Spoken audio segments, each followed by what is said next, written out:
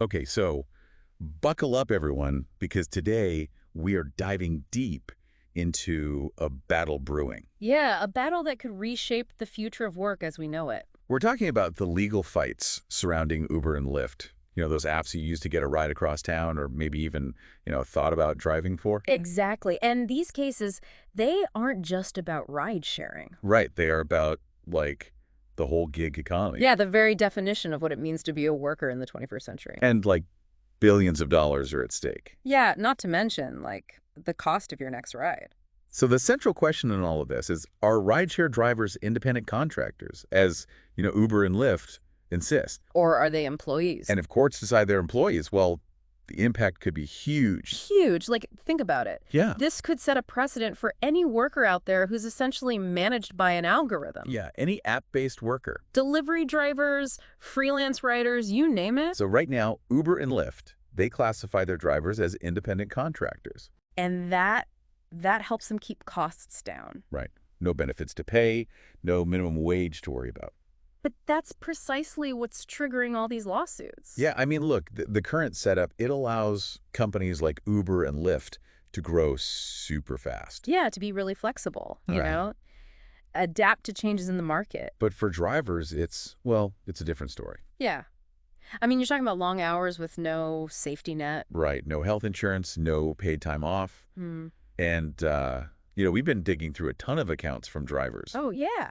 Yeah, and they describe, really struggling to make ends meet. Makes sense. Without a guaranteed minimum wage, they're at the mercy of, fluctuating demand and all that. Yeah, not to mention the algorithms and the rating system, right? Right, exactly. And some drivers, they even talk about feeling pressured to, like, take on risky rides late at night just to, hit their income targets. I can see that. But, it's important to acknowledge that there are two sides to every coin. Oh, absolutely. I mean, there are arguments in favor of the contractor model, too. For sure. And we need to consider those as well. Especially, how they might benefit drivers and ultimately the riders, too. Right.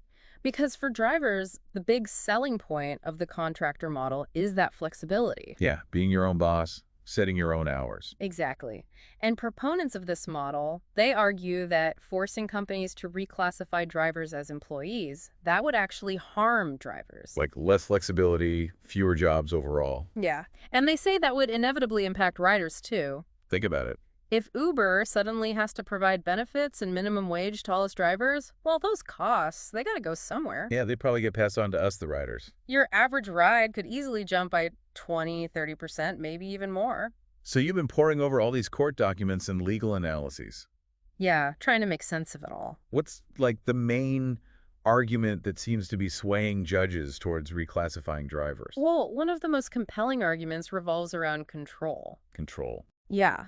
Opponents of the contractor model, they argue that companies like Uber and Lyft, they exert too much control over drivers Okay, through like their algorithms, and the rating systems. I see. They're basically dictating how, when, and where drivers work. Right. And that really blurs the lines between independent contractor and employee. Yeah, I can see how that would be a strong argument.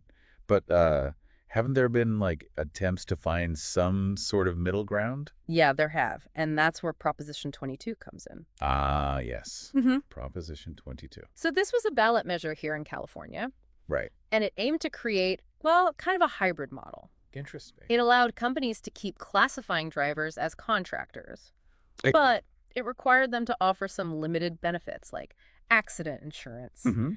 and a minimum earnings guarantee. Sort of like a compromise. Yeah, But it seems like, from what we've read, it was pretty controversial. very. And it hasn't really been adopted that widely outside of California. So we're kind of at an impasse. Yeah, a real standoff. On one side, Uber and Lyft are, adamant that reclassifying drivers would destroy the flexibility and lead to job losses. But then on the other side. Driver groups, they're pushing for a system that guarantees both flexibility and fairness. Right. It's a tough nut to crack. And this is not just a U.S. issue either. No, definitely not. Like, the EU is currently working on its own regulations for the gig economy. Yeah.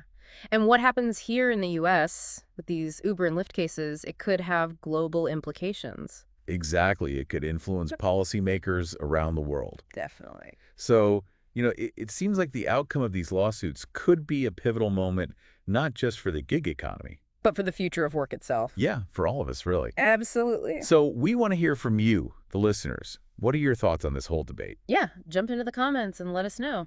Should drivers be considered employees? Or does the current model work? Or is it time for, like, a total overhaul of the system? And if we move away from this traditional employee model, what new systems or protections could we put in place? Yeah, what could ensure fairness and security for gig workers in the years to come? It's a question we all need to be thinking about as we navigate this new world of work. Yeah, absolutely. It's a big one. Thanks for joining us for this deep dive. See you next time. Bye. Bye.